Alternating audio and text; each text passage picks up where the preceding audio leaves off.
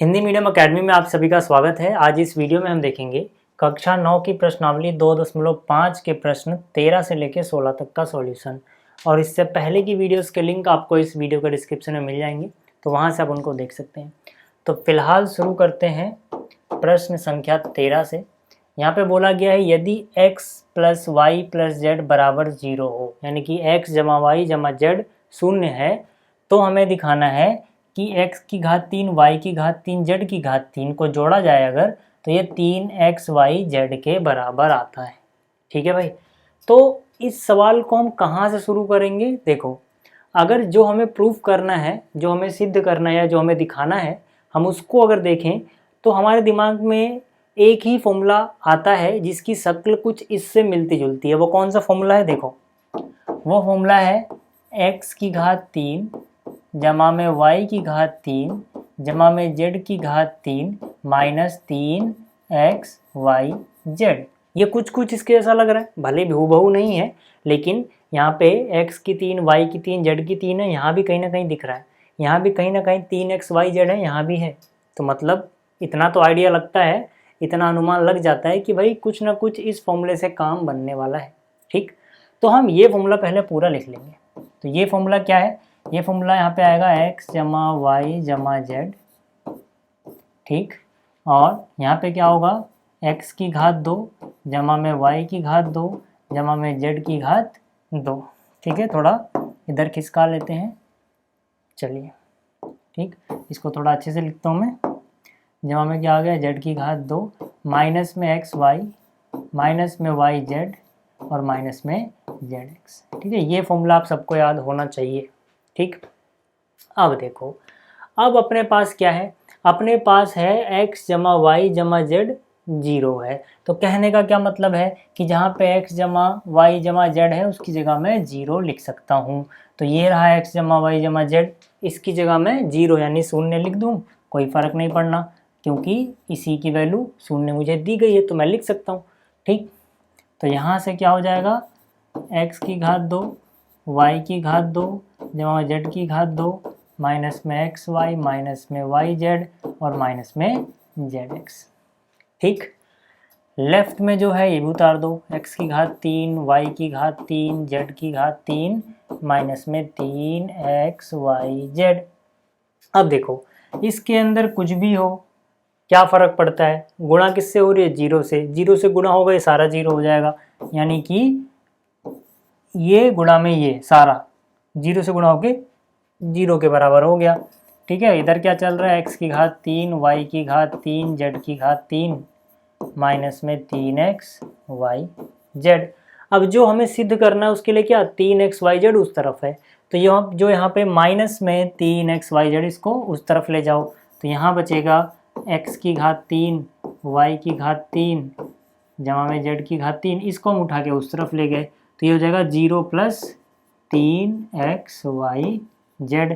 यही हमें प्रूफ करना था, यही हमें सिद्ध करना था, दिखाना था, हमने दिखा दिया। ठीक है, कि भाई ये चीज़ 3x y z के बराबर होती है, देख लो चाहे, यही दिखाना था। तो ये था प्रश्न 13। अब बात करते हैं अगले प्रश्न की, लेकिन अगले प्रश्न में जाने से पहले, अगले प्रश्न पे जाने से पहले आपको एक बात याद रखनी है कि अगर x जमा y जमा z 0 हो, यानी कि x y z को जोड़ा जाए और शून्य आ जाए, तो ये जो बड़ा सा लंबा चौड़ा फॉर्मूला दिख रहा है ये एक छोटे से फॉर्मूले में कन्वर्ट हो जाता है। यानी कि अगर x जमा y जमा z 0 है तो x की घात 3 y की घात 3 जमा z की घात 3 बराबर होगा x y z के 3 गुने के। ये एक फॉर्मूले की तरह काम करेगा। ठीक है, कंडीशन बस याद रखना कि x y z तीनों को जोड़ा जाए तो 0 आना चाहिए, तभी हम ये फॉर्मूला लगाएंगे। ठीक है, अगर ऐसा नहीं है तो ये छोटा वाला ना लगे, फिर ये बड़ा वाला फॉर्मूला लगेगा। ठीक, चलिए यहाँ पे आ जाओ। यहाँ पे बोला गया वास्तव में घनों का परिकलन किए बिना निम्नलिखित में से प्रत्येक का मान ज्ञात कीजिए। मतलब ये है कि हमें इसका मान तो निकालना है, लेकिन घन निकाले बिना। जैसे 5 का घन 125 हुआ, ऐसे आपको नहीं करना। ठीक है ना, घन निकाले बिना बताना है कि इसका उत्तर क्या होगा। पहला पार्ट देखते हैं। इसका जो पहला हिस्सा है इसमें है -12 की घात 3 जमा में 7 की घात 3 और जमा में 5 की घात 3। अब मुझे घन नहीं निकालना है, ठीक है। मैं क्या कर सकता हूँ, मैं देखूंगा कि चलो ठीक है, मान लेते हैं, माना x बराबर है -12, y बराबर है 7 और z बराबर है 5, ठीक है। अब देखो, अब हम क्या करेंगे, हम देखेंगे कि x plus Y plus Z कितना आ रहा है, ठीक है। x का मान है -12, जमा में कौन है y, तो y का मान जोड़ो 7, जमा में कौन हुआ z है 5, तो ये तो आ गया 0, यानी कि x जमा वाई जमा जेड कितना है, 0 है। देख लो चाहे, x जमा वाई जमा जेड कितना आ गया, 0। कैसे, 7 5 12 और ये -12, 12 और -12 0। तो अभी हमने पीछे फॉर्मूला देखा था, क्या फॉर्मूला देखा था कि भैया अगर x y z को जोड़ के 0 आ जाए तो आप ये फॉर्मूला लगा सकते हो, ठीक है। तो हम बोलेंगे कि क्योंकि x plus Y plus Z 0 है, तो यहाँ पे हम कह सकते हैं कि x की घात 3 जमा में y की घात 3 जमा में z की घात 3 बराबर हो जाएगा 3x y z के, ठीक है। मान रख दो x y z का, चलो मान रखते हैं। देखो x का मान हमने क्या माना, -12 है, तो यानी कि हो जाएगा -12 की घात 3। y हमने क्या माना, 7 को y माना था, यानी 7 की घात 3। z हमने किसको माना था, 5 को माना था। वही बन गया जो हमें निकालना था, भाई हमें इसका ही मान निकालना था ना, वही तो है ये। अब चाहे आप यहाँ से निकालो या फिर आप यहाँ से निकालो, दोनों क्या है, दोनों बराबर आएंगे, यानी कि ये मान आएगा बराबर किसके, 3x, x की जगह है -12, y की जगह है 7, z की जगह है 5। तो ये हो जाएगा 12 गुणा में 3 यानी कि -36 और 7 पंजे 35, ठीक है। इनको गुणा करोगे आएगा -1260, ठीक है। और लेफ्ट में क्या चल रहा है, लेफ्ट में चल रहा है ये चीज़, यानी ये चीज़ बराबर है -1260, मतलब इसका जो मान आएगा वो -1260 होगा, ठीक है भाई। देखो मैंने घन नहीं निकाला, कहीं भी घन नहीं निकाला, लेकिन घन निकाले बिना बता दिया कि इसके बराबर क्या आएगा, इसका मान क्या होगा, ठीक। तो ये आपको पहला हिस्सा समझ में आ गया। इसी तरह से इसका दूसरा हिस्सा भी है, ठीक। चलिए दूसरा हिस्सा देख लेते हैं एक बार। दूसरा हिस्सा जो है यानी कि ये वाला, इसमें देखो, इसमें x क्या है 28, y क्या है -15, ठीक है। y क्या है -15 और z क्या है -13। इसमें भी जब आप x जमा वाई जमा जेड करोगे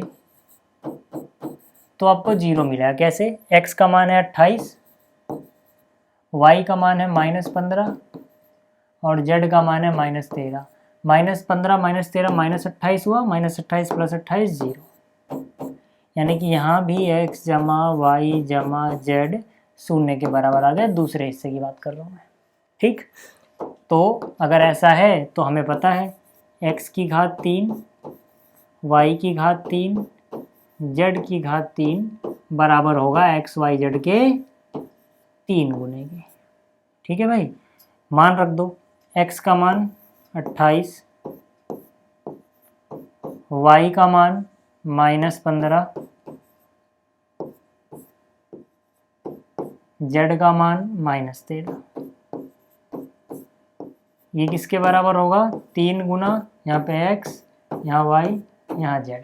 x का मान क्या है 28, y का मान कितना है -15, z का मान कितना है -13, ठीक है। तो जब आप इन तीनों को गुणा करोगे और फिर इसको 3 गुना करोगे इसका, तो यहाँ पे आ जाएगा 16,380, जो कि बराबर होगा इनके घन के योग के, ठीक है। तो फिर से बिना घन निकाले हमने ये बता दिया। तो आप याद रखना कि अगर x जमा वाई जमा जेड बराबर 0 हो तो x की घात 3 जमा वाई की घात 3 जमा जेड की घात 3 बराबर होता है x y जेड के 3 गुने के, यानी कि 3x y जेड के, ठीक। तो ये 14वां क्वेश्चन हो गया। अब 15वें की बात कर लेते हैं जरा।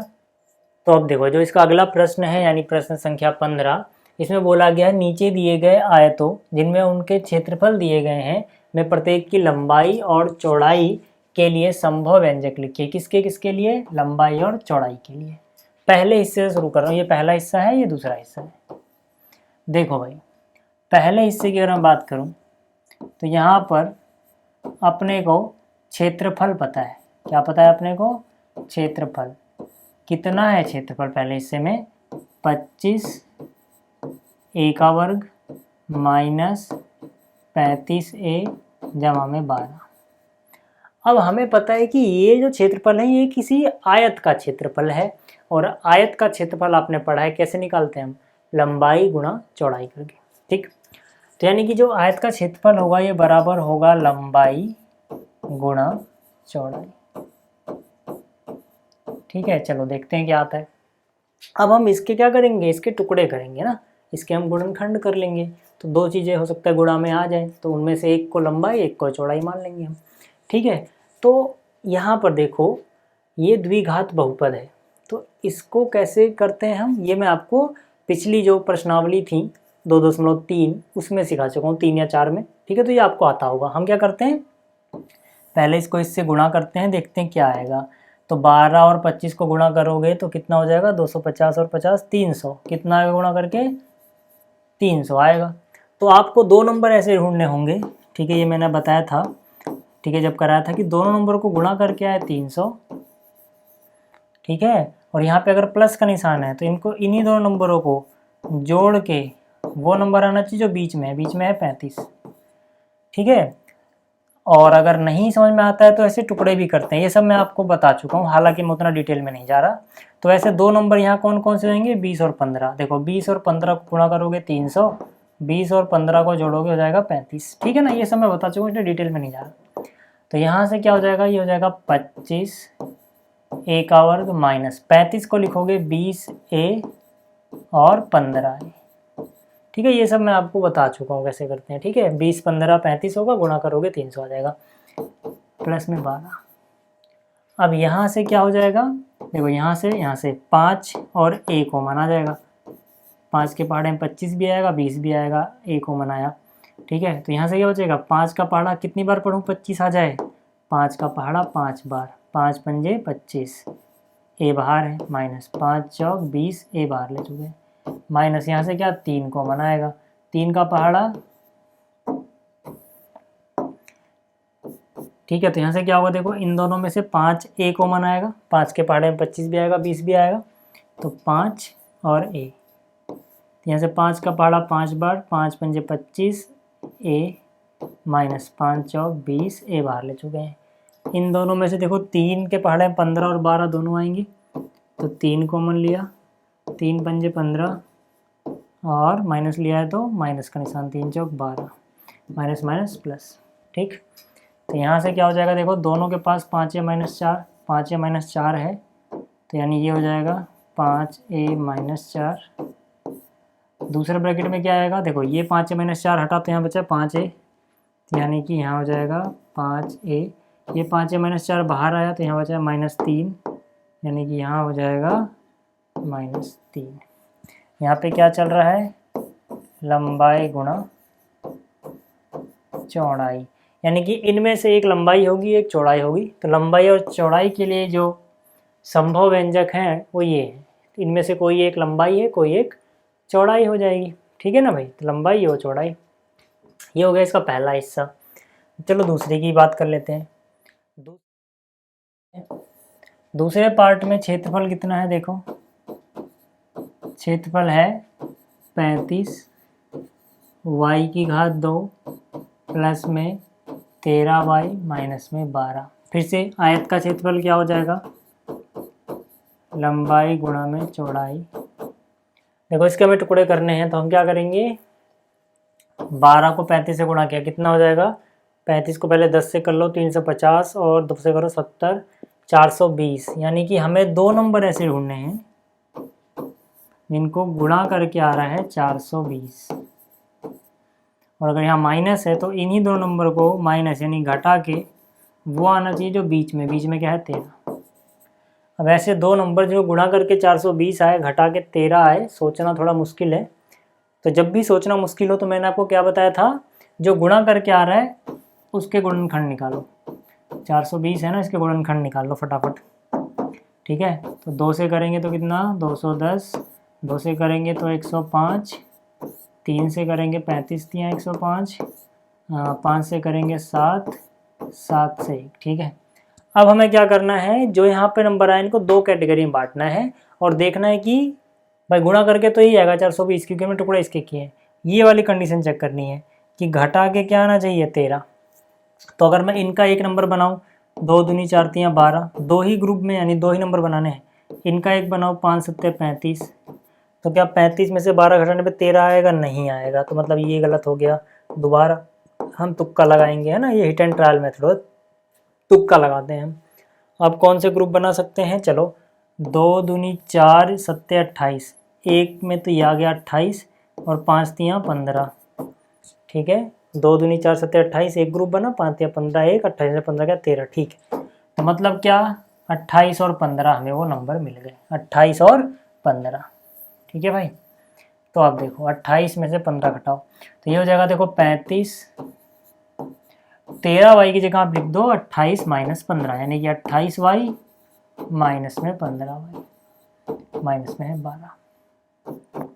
इन दोनों में से 7y कॉमन हो जाएगा, 7 का पहाड़ा 5 बार पढ़ोगे 7 पंजे 35 y, 7 का पहाड़ा 4 बार पढ़ोगे 7 चौक 28, यहाँ से 3 कॉमन आ रहा है, 3 पंजे 15 और 3 चौक 12। हमने अगर माइनस कॉमन लिया तो यहाँ प्लस लगाएंगे तभी माइनस प्लस माइनस आएगा। दोनों ब्रैकेट में क्या है 5y प्लस 4। ठीक है ना, यहाँ पर भी है यहाँ पर भी है, कॉमन आ गया। जो बाहर बचा हुआ है अगले ब्रैकेट में, यहाँ 7y बचा है, यहाँ 3 बचा है।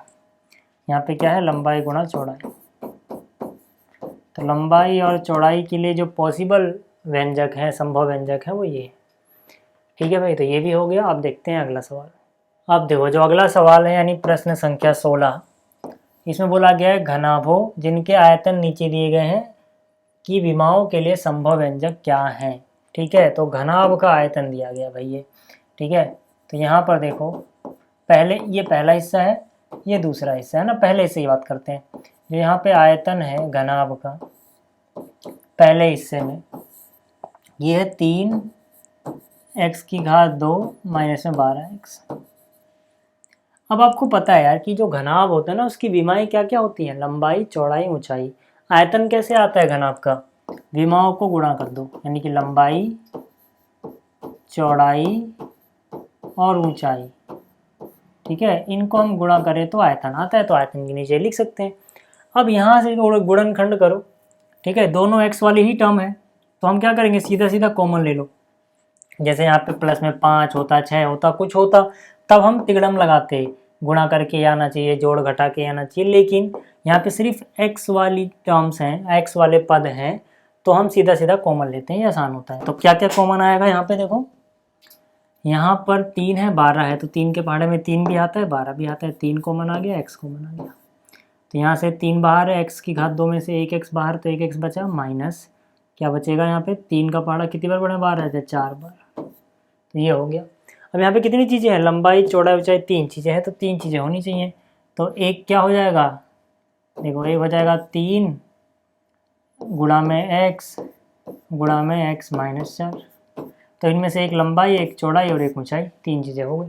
तो ठीक है, तो संभव व्यंजक ये आपको समझ में आ गया। ठीक है, ऐसे इसका दूसरा करते हैं।